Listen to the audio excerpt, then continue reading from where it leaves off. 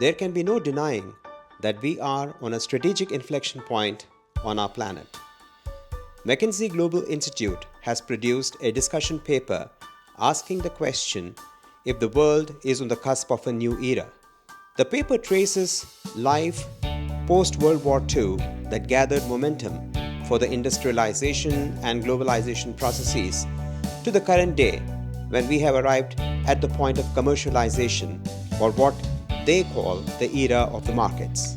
The 4 pegs used to examine this shift from the current market-driven era to a new era are: the world order in the new era is seen as a multipolar world with the global connectedness coexisting with increased polarization. We at Giga Technologies see the same as a marked shift in driving value capital with the transfer of power from institutions and industries to individuals through data autonomy.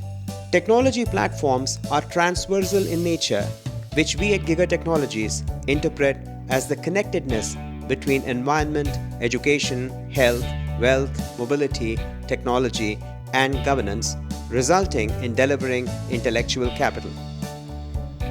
Demographic forces of the current Gen Y, X, and baby boomers age gracefully, and social inequalities are reduced by the Gen Z and A with their new thinking and contribution to life.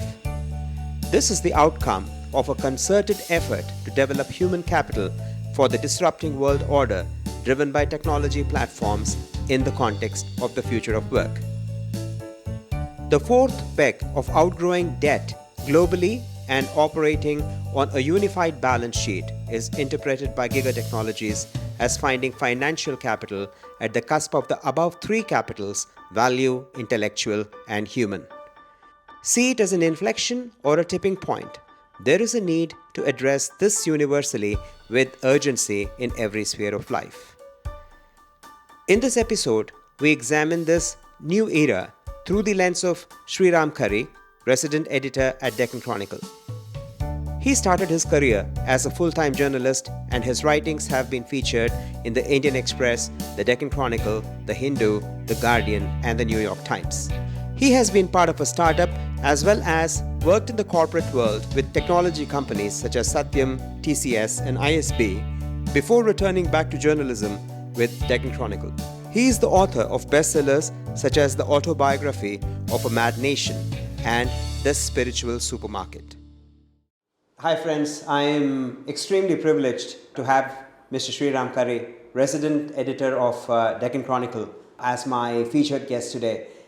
What is different between the pre-COVID world and the post-COVID world? Now, our generation wasn't there by and large when the Second World War was fought. The first nuclear atom bomb was dropped. We were not there. We were not there when 100-odd countries were liberated and the British Empire collapsed. But I think this particular little puny microscopic creature from a nearly unknown town of sorts in China, Wuhan, has become as significant. We use the word tectonic very easily, and therefore when you finally use it when it deserves to be used, it doesn't have the same sense of drama.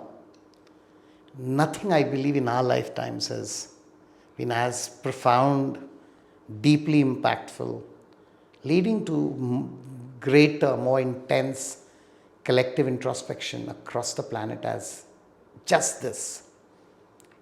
We may ask, what has COVID not impacted? And the answer will be almost nothing. From baby diaper supply, to how many times people wash their hands, to how they greet each other, to the way government should function, what kind of lockdowns are democratically permissible and socially and economically sustainable. And how do we maintain law and order when not a single citizen is out on the streets? Governments, taxation, economies, banks, finance, employees, people working in the agricultural fields, manufacturing, factories, supply chains, imports, exports, to common lives, to what happens to women whose husbands are drunks and they don't go out, and increase in domestic violence to education. Everything has been impacted. Everything has mutated, has transformed, metamorphosized. In a sense, this is a Kafkaesque world where, like the famous character of Kafka in Metamorphosis, somebody wakes up, gone to sleep like a human being, woke up like a rodent. I think mankind slept the night before we heard about the word coronavirus and woke up the next morning very transformed, very different. We have seen and survived and paid a heavy price for the dark side of it. And now I think we are looking up to seeing some unbelievable positive transformations. One positive transformation is, you go back to Huxley's three waves theory of work. The first wave was when farmers, predominantly agrarian global economy, people worked in their houses, in the sense that the home was an extension of the field was an extension of the home. Families were large joint families, everybody worked. Somebody went to the field, somebody took care of the cows, the sheep, you reared animals, you took out the milk, you made something out of it, etc. So bigger the family, it was beneficial. You lived, your home was the productive unit. So where you lived and where you worked and what you produced was all one unit. In the second wave, the manufacturing wave, people started going from villages to cities for jobs. You could only work in the factory.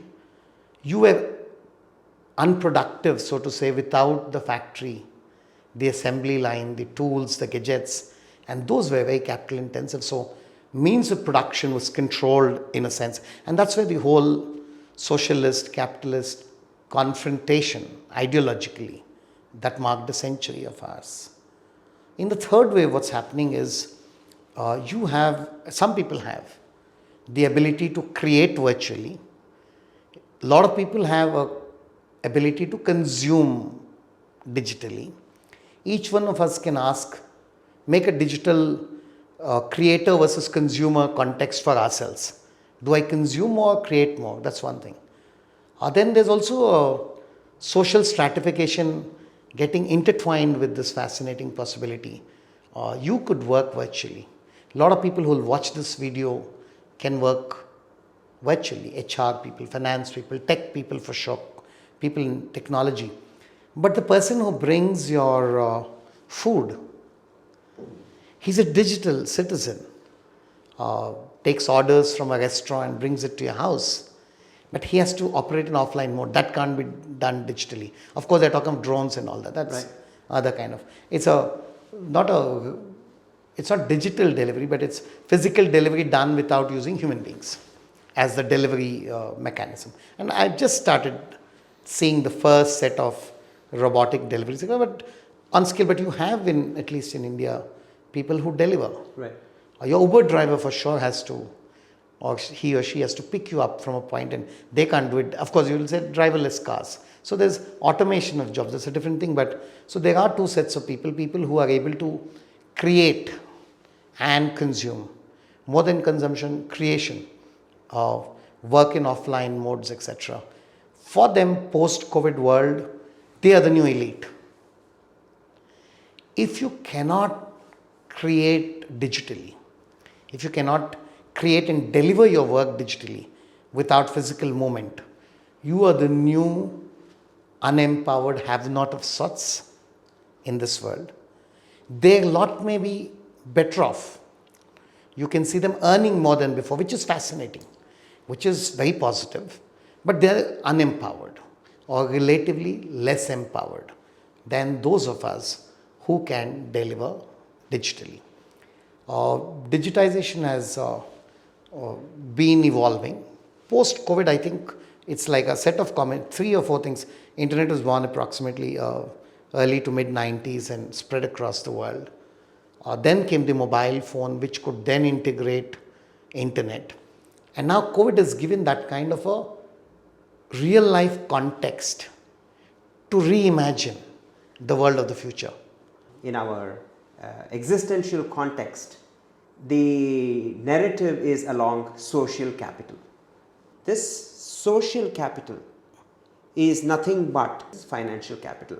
How do you think that we can make something possible, whether it is sustainability, whether it is growth, whether it is transformation that you talk about?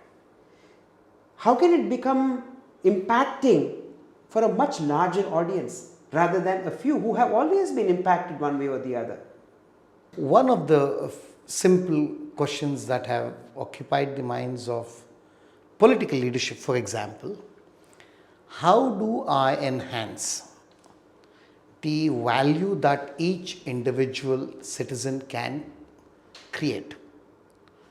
It's very important because once more citizens can do more, it reduces the burden on how many people you have to take care of, Right, who otherwise cannot. And two, it is the only way a country, society can grow more powerful, more prosperous, more harmoniously live with itself, because then the basic inequities are reduced. How do you enhance the capacity of human beings? Those who cannot afford to afford it. we had the national education policy published more than about now 4 years. Yes. Is it manifestation of empowering more people in the political landscape? Is it already set in, or is it still a wishful thinking in the Indian landscape? Do you see the political landscape actually manifesting these thoughts, leave alone action?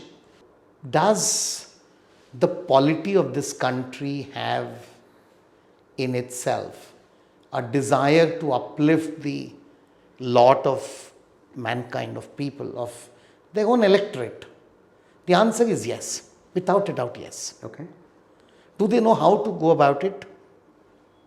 Difficult question. Not many people know how to do. For example, leave at a just take an engineering college.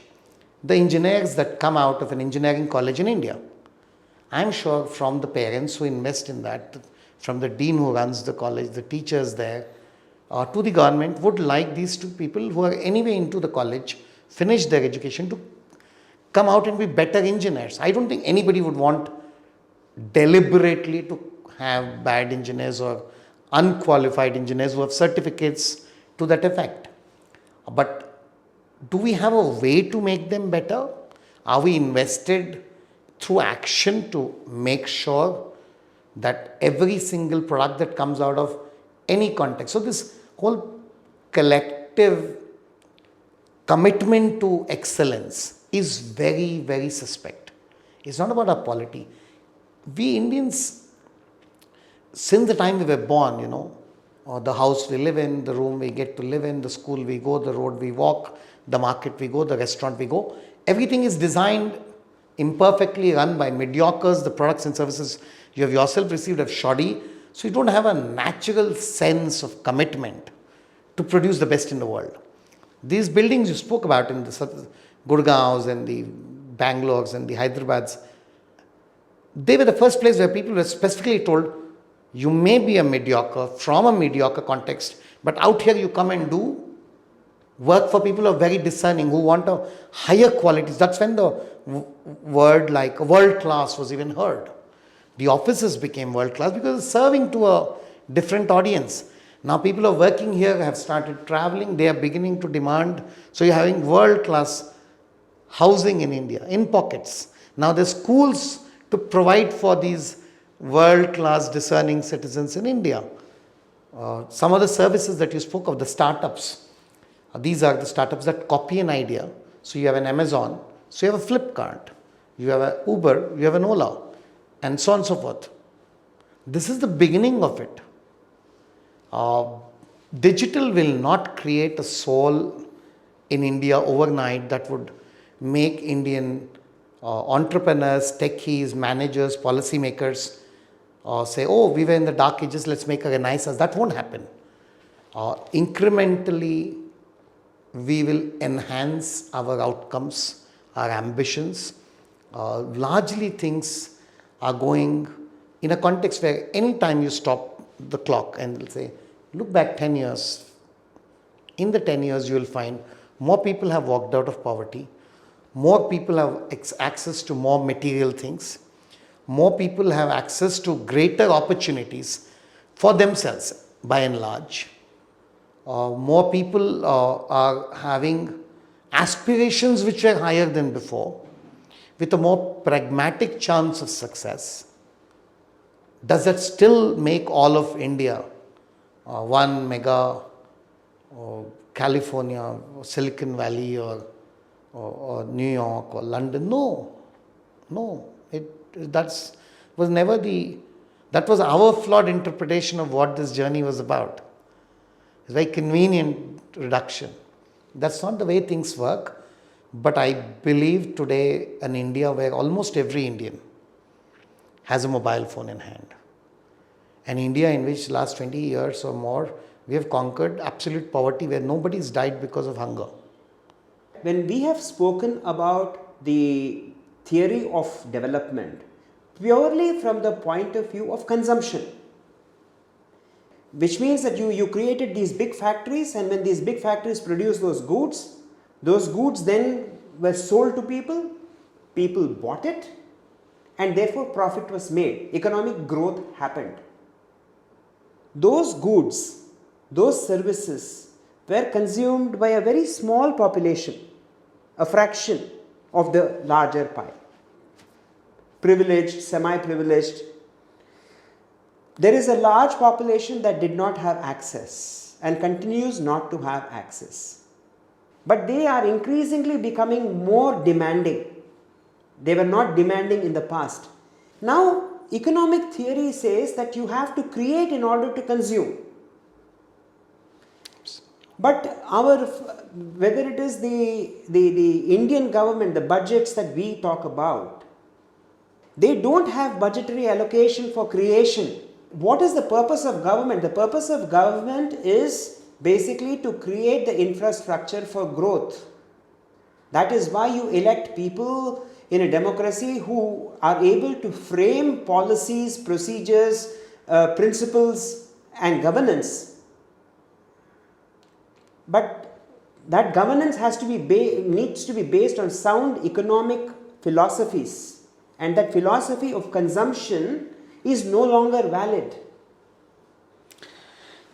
Truth be told, I think this is one of the biggest problems with macroeconomics, and I totally agree with you that this belief that all economic parameters are to be measured in terms of consumption orientation, that the problem is there isn't enough demand and we have to make people consume more. I think this is a misreading of human beings at a micro level psychologically. It is misreading the true aspirations of people. When somebody goes from the mindset of policy making of scarcity and say, oh, there's somebody without food, give them some cake. That's all they want. Yeah. Oh, they don't have clothes, they're naked, give them clothes. They don't have. So you will give to a certain point, you will promise them more, give less. That's the game of elections. That's the game of democracy, compromise. But the truth is they don't want to just consume. They want a higher share in productivity. Right. More young people want jobs, better earning jobs. They don't want handouts which they can consume. They are willing to responsibly build themselves as more productive assets.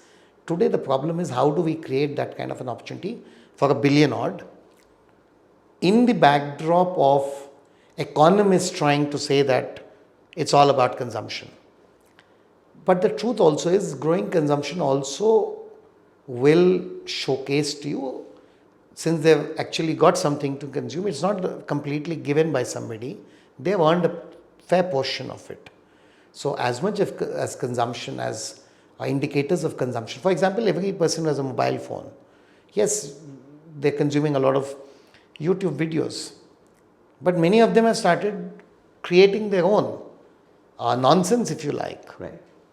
But there's a web channel of political satire and comedy run by two auto drivers in a small town outside of Hyderabad. Mm-hmm.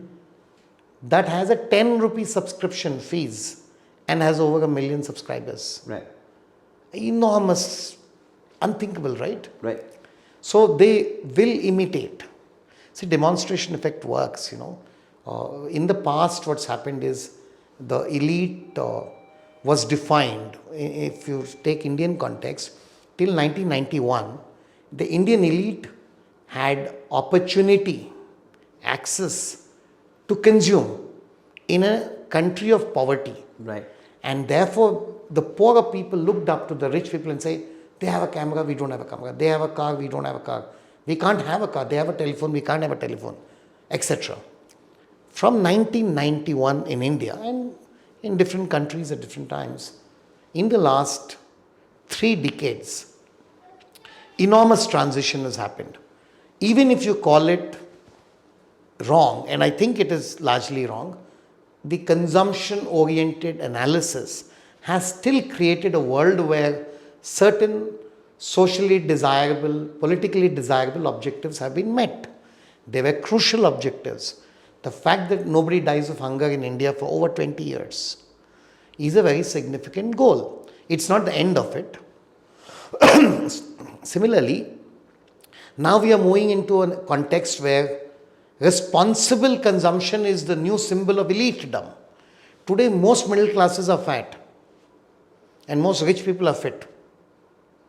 If you go back to the movies of 1970s and 80s, if the rich Lala Seth would be always looking very differently and the hero would be very... You can go around doing this survey in India. Poorest of the people in the last 15 years have started spending more on education, which is a failure of governments, that they are not able to give. More poor people, lower income group people are putting more money on their children's education, aping the middle classes and saying, oh, they could, in one generation, working as clerks and small jobs, send their children to engineering, medicine, legal professions, and moved up. Education is something they're investing on. So no, aspirations do trickle down, and nobody wants to be a consumer alone. It is just a myth to which only the best economists in the world subscribe to. Most people, as much as their aspirations are consumption led, which means people would say, I would love this lovely car, I would love to, go on a travel to these places. They also say, I want to be a doctor, I want to be a lawyer, I want to be able to earn more money, I want to be better in my... This is a human condition. Economics, macroeconomics, in the post-Keynesian era, a set of economists who have had huge influence on public policy, who wanted to put governments into this vicious cycle of deficit financing and hyper artificially created inflation, which works for both the economists as well as politicians and public policy, have a lot of governments spend in ways that the elite could find the money surface back to, plow back to their pockets, kept doing this, and it's a disservice they've done more than any other at a policy, at a mega policy level. This has hurt economies, it's hurt societies, but no, people, as much as they want to consume, they want aspirations in terms of productivity. And we have conveniently, in making policies, said, we look at poor people only from the perspective of consumption. Oh, we have to give them food, we have to give them house, we have to give them clothes. And we try and silence their urge, their aspiration to say, we want to earn as much as you. We want to sit on that chair and ask those questions. Why should you alone do? And they want it. And trust me, governments cannot suppress this aspiration for too long, for two reasons. One, this generation of young people who are coming from poorer, smaller towns, you find their aspirations. You not just dramatically in Bollywood or sports, and sports is something you work so much. Some of the best athletes of India in the next 50 years will come from unknown villages, whereas all the infrastructure is in the cities. So by that definition, the best athletes should come from Bombay, Hyderabad, Bangalore. Why are they coming from small towns? That aspiration can't be blocked. Right. And the second thing you will find is digital. It is able to tell a small boy or girl in a village in Haryana that a career in long jump is possible. It's telling somebody in a coastal fisherman's village in Odisha that there's an exam called CAT, TOEFL, GRE, and it's okay if nobody in my school, there is no school, I can go to online, I can go to this academy, and that sir will answer, and I can train. So digital with aspiration, elimination of total poverty have created a very good soil. I would like to believe by 2050 in India, the poorest of the poor would truly be those who still would be able to afford access to education, who would also be having an opportunity like in the West, where they choose not to pursue higher academic education, instead take life skills, they'll find jobs and they're willing to exit the policy they can. And National Education by NEP does provide for such breaks, etc. And later on you want to educate, you can do it, otherwise it's okay. And the difference between the truly educated, highly educated, and those who just opted to leave school, etc., will not be such that in their lives their prosperity levels are too different in terms of access to healthcare, education, food, clothing, etc. What will change is what they want to do, what they will achieve, the impact. The difference will be of aspiration and impact. So a consumption plus production combined perspective is always there. And right. Culturally we groom people that way, which is why no country's polity can suppress this urge. So you are right that consumption shouldn't be, but we have to acknowledge somewhere, despite the component of government subsidy, that consumption and production are proportional. The person who gets a mobile in the hand, you see it as consumption. The moment you have the mobile in the hand, they can become a driver or a delivery boy. They're producing. They're not producing ideas to challenge Elon Musk's level of disruption. That may be a generation away, but in the right direction. There is a unserviceable debt burden on the part of governments, not just Indian government. So the governments are in no position to basically address the aspirations of their people. They are not in a position. So they need that public-private partnerships. The private partnership needs to rise up and increase the space, which is when you are going to see that production and consumption being efficient with efficacy. Whatever I do, I should get a commensurate income for that. And that social justice, unfortunately, is not available in the best of democracies in the world, leave alone India. Subbu, 3 or 4 clear lines of thinking are built into your question. You could go off on any tangent, but let me, the deficit between productivity and consumption is a matter of worry for all countries. But let's understand what it means. It means when I watch a movie, I want to watch the world's best movie. When I buy a mobile phone, I want the world's best mobile phone. Or when I eat a pizza, I must have the best pizza in the world possible. So aspiration of consumption of all Indians is the best. They want their cricket team to be world champions. But when they produce, they provide for mediocrity. Yeah. Can I make the 18th best? Something of my locality is good enough, is a mindset. Right. So increasingly everything produced in India, 70% of it is unfit for consumption elsewhere, like our movies. Most of we amuse ourselves with, Bollywood, dance. Most Indian movies are so terrible, but you can watch a lot of Hollywood movies, and thanks to Netflix, the digital delivery accessibility is a common thread to all this. It's accelerated. It's made access ubiquitous. So everybody sees the best. But my question is this, Subbu, to you. How long is it possible for a country of over a billion people to want the best to eat, drink, wear, see, read, and produce horrible things, substandard things? They cannot do it. Right. It's one generation. It's one generation. Today, what intolerance you have for the sight of mediocrity in the cricket field. You know, a cricketer drops a catch, you can't take it, you get angry. But in your workplace, when you do bad work, do you have the same sense of how can you make this kind of a road? How can an engineer make this kind of a bad bridge which collapses? How can a doctor deliver this quality of healthcare service? How can the compounder, the ambulance driver? So your intolerance will, a good intolerance that is actually passion for excellence, it will move from consumption to productivity. Right. It will move. So it's possible for one generation that you consume the best because you didn't make it. I have an iPhone, my world's best phone. I didn't make it. Steve Jobs, Apple did it.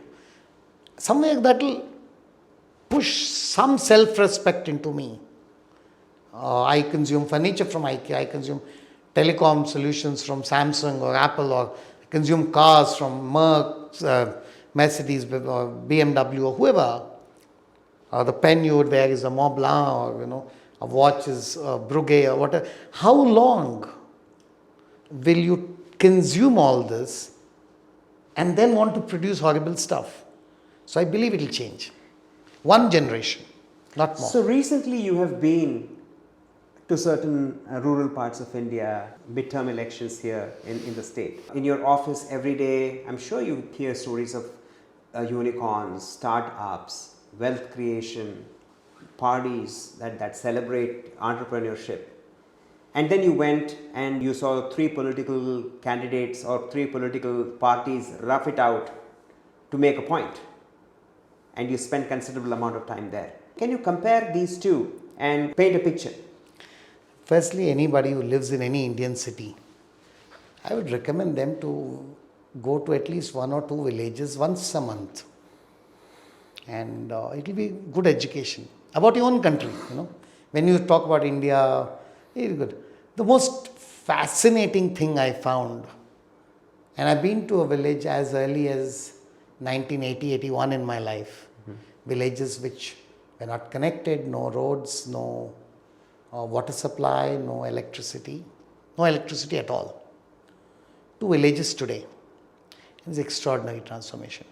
But I'll tell you the most important thing, the human capital thing. Every single person in the village I met, my team met, we spoke to many. Every one of them has extraordinary levels of awareness. They know what's happening in the war front on Ukraine by Russia. They know it. Forget about local politics. They know about international affairs. In their own way, they were aware of a Biden having replaced Trump. So they are knowledgeable. 2, their aspiration is not different from their urban counterparts. Their means to achieve it is lower. There's no poverty of imagination. There's poverty of realization. Right. And they want to have a lifestyle as much as equal to us. In their mind, they don't think they deserve anything less. They know the situation is such. So what people are talking of, while political parties and manifestos kept talking about, we will give you food, we will give you money, we will give you liquor, which is illegally. But they kept saying, opportunities, jobs. And the older generation is saying, well, we are done for, but give our next generation opportunities. Right. They are not looking at consumption. There is a fatigue, a law of diminishing marginal utility in terms of people no longer want to. They know that government can't give them beyond a point. Their aspirations have become bigger than government capacity to give through welfare. Right. So they want an opportunity to rise above welfare. And that means they are seeking increase in their capacity. I want to do something. better. Can you help me get there? And for this reason, I'm asking people in cities to go to villages, not to feel bad, not to be educated alone or feel pity, but see if there's a collaboration possible. And once we start partnering in a true sense, discussing, you and I can easily meet in a coffee shop in a city, and there's a reason for that, If you go to a very small village, how many number of professions are there? Everybody is totally engaged in 5 professions. Right. Farmer, whatever. Slightly bigger village, that number of professions goes to 15. A town with a population of 25,000, professions rise to but 4 times more that. There'll be a motorcycle mechanic, there'll be not a plumber, somebody cutting hair, and so on and so forth. But come to a city with a population of 3-4 million. The total number of professions is about 5,000, 7,000. And it multiplies thereon. If you go to a New York, you could have 50,000 kinds of professions. How do you, therefore, this guy in a village, he sees only 5 professions. But he wants to be more than these 5. Today, digital is bringing that access. They may or may not still say, I want to be a fashion designer for the physically disadvantaged. Maybe they don't state an aspiration like that yet. But when they say we want to be something, this is the emotion of it. There is vast lands and there is less population in a country like the United States. We have vast lands and we have vast populations as well. So one of the most urgent needs is for us to reframe this idea of mobility. Right? Absolutely. And when we reframe this idea of mobility, one of the critical aspects that needs to basically form that narrative is taking away that distinction between urbanization and ruralization. Not having this rural to urban migration, digital provides you that opportunity, equal opportunity to service both the urban and rural. How do we create that? 2 aspects.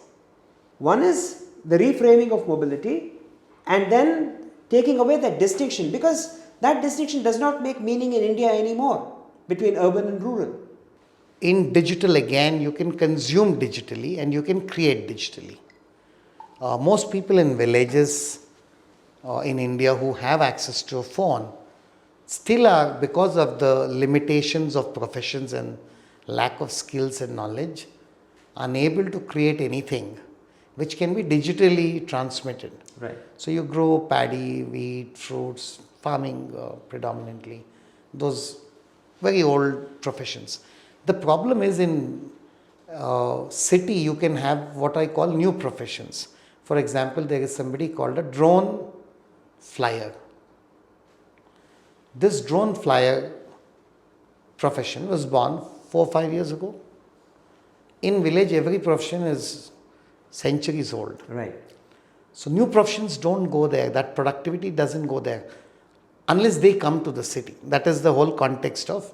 But in digitally integrated world, it's possible to take these skills, these delivery capacities, and even delivery centers can be built in villages, etc.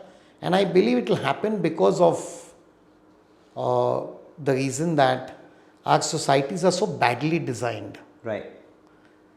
Because our cities are so badly designed, more and more people of a particular age who've seen enough, lived enough, will push for going away from the city. And in going away from the city, you will start reaching out to the villages. So I will, like the migration from India to the West created a kind of fear mindset in the 60s and 70s, saying our IITians will go away to America. It's a poverty being thrust on our country. There were recommendations of blocking them artificially, don't let them go, etc. But they've come back. So city to village within India will also happen. I can see the start of it. We've a long way to go, like in everything, but in India, The advantage is once you reach the tipping point, then the speed with which it will spread is going to be very, very vast. All we need to now work on is this, which is how do you finance an education for somebody from a poor to very poor context to a meaningful journey in 4 to 5 years that their entire family can move from poverty to middle class, a social climb and jump. There are government policies to a certain extent at work. Most of the time, this kind of a dream jump happens only through politics, movies, cricket, which is a small number. A small number because we have that many politicians, that many cricket players, that many movies can be made, etc. How do you make it possible for lakhs of people from small villages to suddenly pursue this extraordinary? How do you make education, academic education and skill-oriented academic or non-academic education the area in which a lot of people can do a social jump within one generation? And I believe that would be possible if we looked at financing of higher education and high skills. And how do we finance that? And one particular idea is, it's a crazy idea perhaps, almost on the lines of a IPL auction. Most of you would globally agree that an elite sportsman can be bought by a club against risks and analysis of a certain assured performance. I would like stock market of people. I would like a stock market where all engineers, doctors, lawyers in their students' days could be put for auction and you can invest in them. They'll get that money. They'll realize that they'll be debt free. Their families would have recovered the money, so to say. Not wait for another 20 years, but immediately. And let's say I buy a IIT in third year, looking at the resume and say, I'll give you 5 crores or 3 crores. You give me 1/3 of income rest of your life as you keep earning it. Some crazy idea like that. No, it isn't a crazy idea. So what you're betting on is the learning ability, right? No, I'm betting on something more crucial. I'm betting on the fact that poor people, nobody will, your driver's son, you are willing today in India to send him to school, but you're not willing to fund his MBA education. You cannot, or you don't have the money, whatever that is. Whatever, I have no interest. Yes. I have money, I have the desire to invest on my own son or daughter. So a middle class parent can enable a middle class son or daughter to go for higher education. Sure. The poor people don't have access. If the very rich people, so a very rich person could have a portfolio of gold, real estate and 50,000 graduates. Yeah, human capital. And this is the best way to make sure that academics also opens up for the villages. So I'm buying into your point. Now you're saying, so just like, you're assetizing your net worth, right? Of which you say human capital is one large net asset that you own. I'm in agreement with you. So take it to America as an idea. Student debt forgiveness as an idea is falling apart. If it can't happen under Biden, when will it happen? How will it happen? It will be fine instead if America put together all its students and their debts and their careers and say how much potential earning this person has. 1/3 of it, collateralize it as written, make him or her a stock. Let Elon Musk buy 50,000 people. Right. But he's giving them the money now like a parent against future earnings. So you are parenting, godfathering, godmothering with money. The moment student debt goes away, I think there will be a new wave of wanting to move from one level. See, nothing better exemplifies than education the biggest magical transformation. The only two things, extraordinary invention or idea can change society, and education can transform the person. The rate of learning has to be higher than the rate of transformation that is happening around us. Very true. We talked about these human assets. These assets are worthless for you unless they grow in value. And they can only grow in value if you are able to incorporate learning in action for them. And that learning in action is basically three things. One is universal learning, which is you get a certificate for it. Then there is a micro learning. This micro learning is experiential learning. So they do and they learn and then they progress. And then there is a macro learning, which is they take that learning that they have at their individual level and collaborate with a larger ecosystem to create products and services. Now this combination is a distinct possibility that digital presents to us today. It would be a disruption in human thinking. And I'm very happy to very quickly summarize what I'm trying to do here. First thing, every government invests on primary education somewhat and leaves people there. Today, primary education is not enough a level of productivity for gainful, productive life. I'm not even calling job or career. To have a productive life, schooling level education, and governments cannot be expected to, but governments very smartly globally reserve their own right to take 1/3 of the individual's earning through the instrument of income taxes. Right. So let governments withdraw income taxes. That's a political fight of a different kind. Second thing I'm saying, middle class people today have the wherewithal to invest in higher education for the children, but poorer people and people in villages may not have. Funding in public education through government instruments, there is a limitation to it, no matter how much we may wish in the larger realities of a post-COVID world order. So what I'm essentially saying is, if the poorer people and governments can invest together till up to school level, they will not realize any returns, meaningful returns. They have to take the student debt route for higher education. Now, education itself, its components, how do you make them useful, is a slightly off topic, I'll get to in a minute. But if somebody could encash them out, their risks very quickly, more people would pursue it.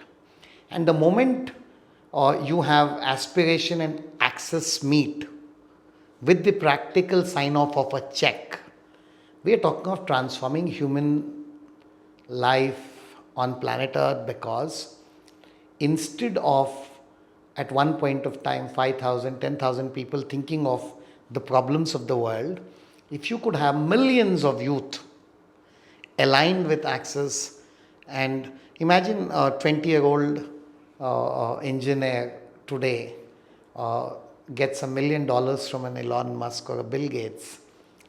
His parents are very happy. Their risks are quickly, they can't hold on for another 20 years. That's the tenure of their risk appetite.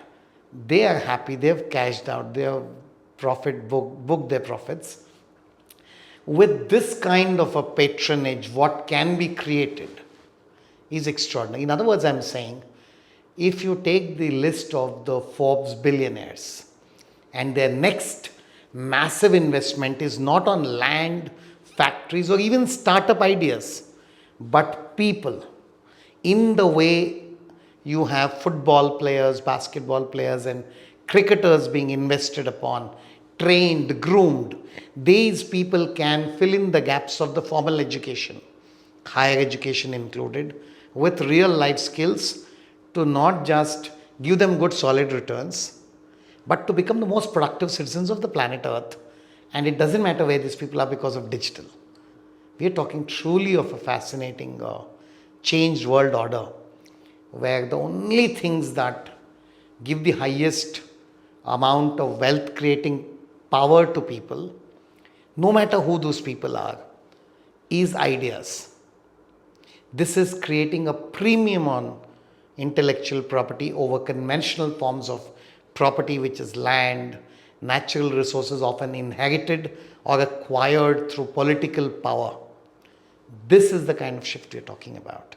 Pivoting to another question, how does your workforce and workplace adapting to this new reality of digital? increasingly media, conventional media, newspapers, television channels are realizing that their existence as in the non-digital context is very limited and won't be very sustainable in the long term. So it's no longer a question of should they acquire, should they invest, should they transform into digital, but how to do it quickly at the lowest cost for the best returns, and how to align their mindsets and align their cultures, workforces, existing workforces, battered workforces, if I may, media globally, more so post-COVID, is to, through digitization, increasingly democracies have gone digital, leaders have gone digital, their interactions between the electorate, the people, the citizens and governments has gone digital. So it's only fair that the fourth pillar of democracy, fourth pillar of society in a free world context should also be equally vibrantly be present in the digital, given all its risks, all its challenges, fake news, spread of rumors, censorship, tracking, attack on privacy. All these issues are understood by everybody. Media will have to be digital because our life has become digital. I don't think this digital is, I think that point of is digital a choice, that train has left. Which digital, how digital at the lowest cost for the best possible optimized returns and impact is what media organizations are thinking about. And we at Deccan Chronicle are obviously also on the journey of rapidly trying to transform our digital presence. It has its challenges, it has its opportunities, and I hope we come out triumphant. We're pretty confident of that. Let's now zero this down to you personally. You started your literary journey as that young kid visiting Sabarmati Ashram of Mahatma Gandhi and forming impressions and leaving your own impressions with your literary work on the world. Can we talk about that? Yeah, I mean, my profession as a journalist, my profession in corporate communications and branding at pretty big companies, good companies in India, TCS, Infosys, Satyam, Indian School of Business, etc. They've all been day jobs for me. They've been, I was good at it, I could do it. I did a technology startup, I've done political consulting, etc. They've all been good career options from a day job perspective. My only desire in life has always been to be a writer, a novelist, and of course, a little bit of non-fiction. So my novel autobiography of a Mad Nation was a novel set in India. It did well, set between Emergency to Godhra. My next book will be out, One Farmer Less. So One Farmer Less is the story of 5, 6 extremely intelligent, vicious people who like to exploit the context of massive indifference to farmers we have in a global warming world, in a globalized world, where imports, exports, these policy decisions that are taken can destroy a farmer. Mm-hmm. And does a farmer have a chance against such people who have? So it's a wicked, dark humor kind of a political work. I'm working on another novel called Saffron and a non-fiction anthology on Indian politics for release before 24 elections, etc. Mm-hmm. But yeah, art is essentially and finally an artist, a novelist, a storyteller. Some of the disruptive ideas, some of the original ideas, I have the capability, I've tried to implement it in corporates, some in politics, some in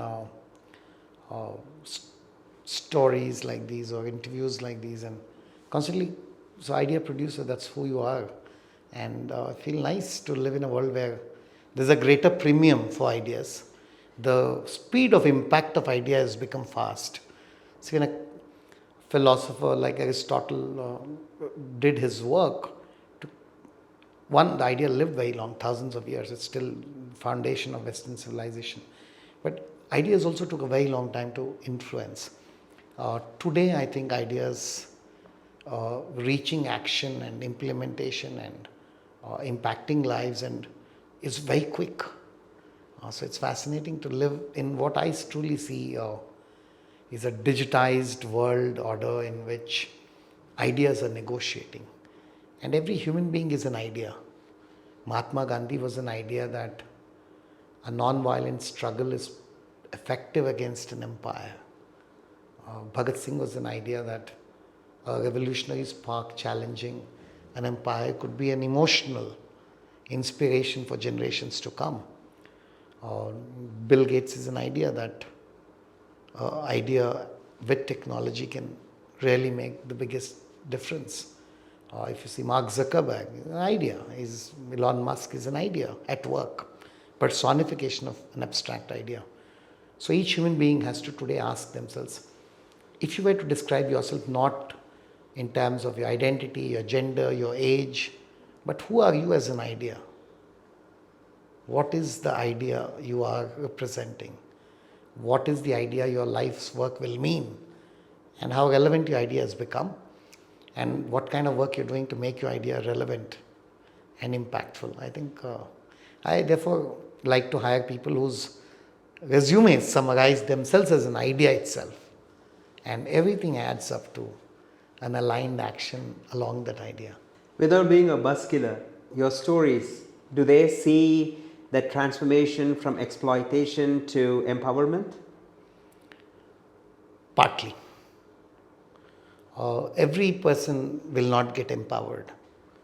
Every injustice will not be fought against, and every injustice that will be fought against may not result in justice. Every war will not be won by the good side, if we could even decide who is good. All lives and stories are not happy ending stories, but I like a reasonable combination of everything. I've lived enough to know that life is not a rainbow, but I'm a happy, benevolent, universe believing kind of optimist who knows that life is also not all darkness and thunder and lightning. There is sunshine, and we look for it, and we enjoy the sunshine when we are in it, and sunshine is a beautiful idea when life is dark, and that's what art must do. See, technology, commerce can do so much. Politics can fill a gap beyond that to an extent. But where government, money, technology can't help, when in a post-COVID world that was rendered very real for people, you're left alone at night thinking, unable to sleep. That's when I think art is the rainbow that reaches to your soul. And all artists like me included try to reach out to people's souls like that. Try and create something that will live long after I'm dead. Thank you so much. It's been a privilege. Thank you. Thank you so much. There is a critical point of arrival, which is the strategic inflection point where the planet finds itself today. There are two paths, of course, and the strategic choice should be the path of progression. The path of progression needs a clear break, unlearning the past. And the future needs to be coursed by new learning and new intelligence. Science informs us that the hippocampus in the human brain forms 700 neurons every single day. And by the time a person is aged 50, every single neuron that a person was born with is displaced or replaced by new neurons. So therefore, the possibility of new learning is not an impossibility. Both individuals and industry must arrive at the future not by accident but through design.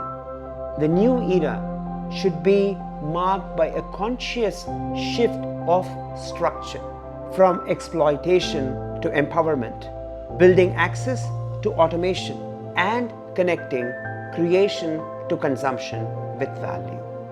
This will establish the foundation for a new era that is sustainable and the planet a better place for life to thrive and flourish. In the United States, during the recent midterm elections, a red wave was supposed to sweep and displace the Democrats both in the House of Representatives as well as the Senate. That has not happened. What is the reason for it? More people came out to vote. And more people, especially the young, decided that they had to basically address what was on the ballot.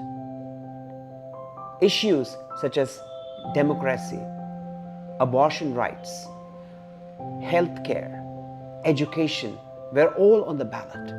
And they made their perspectives heard through their ballot. This is an inspiration for all of us on the planet, where we need to increase our voices. We need to be able to show our choices that are driven by aspirations. We need systems that create access to aspirations, and Giga Technologies is working on it. We need the participation of people with immersion and involvement to increase human capital. No governments can do it. Individuals must take that initiative, and a platform like Giga can make it possible. Pursuit of excellence should not be a struggle, but rather a joyous journey to build a better planet with whatever we do, whether it is being a sportsperson, a journalist, or a janitor. This journey needs a clear articulation to ourselves between the aspirational state and the status quo. And this journey, which is a continuum in growth, needs to be informed with data. Data that is personal and preferentiated to each and every individual profile, which is yours and mine. Thank you, Sriram, for the time that you spent recording this episode. And thank you to Deepa and Agastya for putting us up and your hospitality. All of you out there who are watching this episode, please subscribe, reshare the post, and share your perspectives at fow@giga.app. We will be back with the next episode at #Tuesdays at 5. Until then, enjoy the autumn air. Thank you.